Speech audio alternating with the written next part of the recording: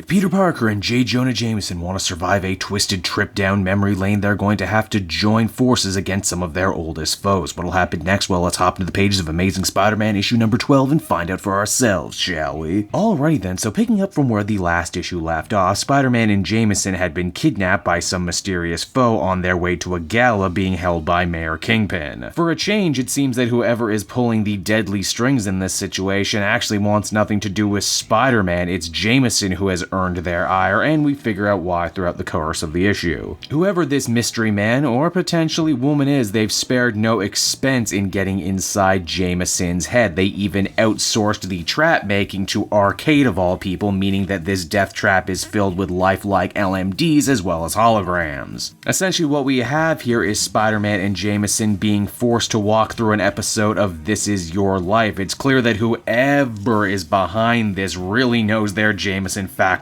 and trivia. How he grew up in an abusive home, took up journalism during the war, loved his son John, who became an astronaut, and who sadly ended up having to bury very many of the people he loved, including wives, girlfriends, and colleagues like Frederick Foswell. Now what this simulation spends a lot of time focusing on though is Jameson's own personal crusade against Spider-Man, who he saw as a freak and a menace, a criminal, but who recently he's completely turned around upon after learning his secret identity as longtime friend Peter Parker. It's made abundantly clear whoever put together this death trap hates Jonah now because he's changed his stance on Spider-Man. At first our hero theorizes that it might be Matt Gargan. After all, he's the only one here who's not a robot or a hologram. But as we all know, Gargan might be dangerous. He might be a ghost from Jonah's past, having pushed for the program that turned Gargan into the Scorpion. He's not smart enough to pull off something like this. Maybe it's Smythe or one of the Spider Slayers? Nah, that's impossible. He's been dead for a long time now. And oh hey, on the subject of Spider Slayers, Jonah actually manages to turn the tide of the fight by remembering that he can remote control some of the older models. Spider-Man even remarks that he never thought after all these years he'd actually be fighting side by side with a guy like Jonah. Now once all the rank and file goons are finally dealt with, it's time for the mastermind to make the scene, and it appears to be the big man, who thanks to Arcade's technology appears to be bigger and more dangerous than ever. Now back in 1964 it was Frederick Foswell who was revealed to be the big man, but it's left open-ended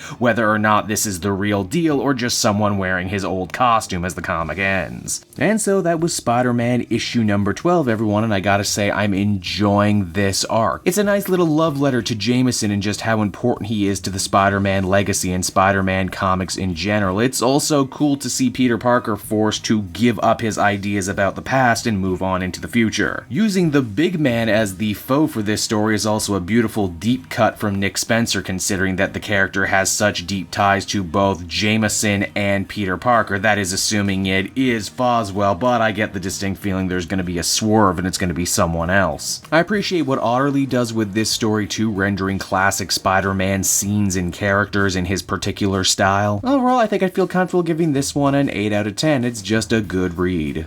Hey there everyone, it's your old pal Cape Joel again. Thank you so much for watching to the end of the video. I hope you enjoyed it, and if you did, why not check out some of these other videos I have available from the channel. Then you can follow me on Twitter and Facebook at Cape Joel, so you're always up to speed on what I'm doing next. And hey, did you know, outside just making great weekly comic videos, I'm also on several comic book podcasts, some of which are very popular. There's the Weekly Pull, which the shirt I'm wearing right now.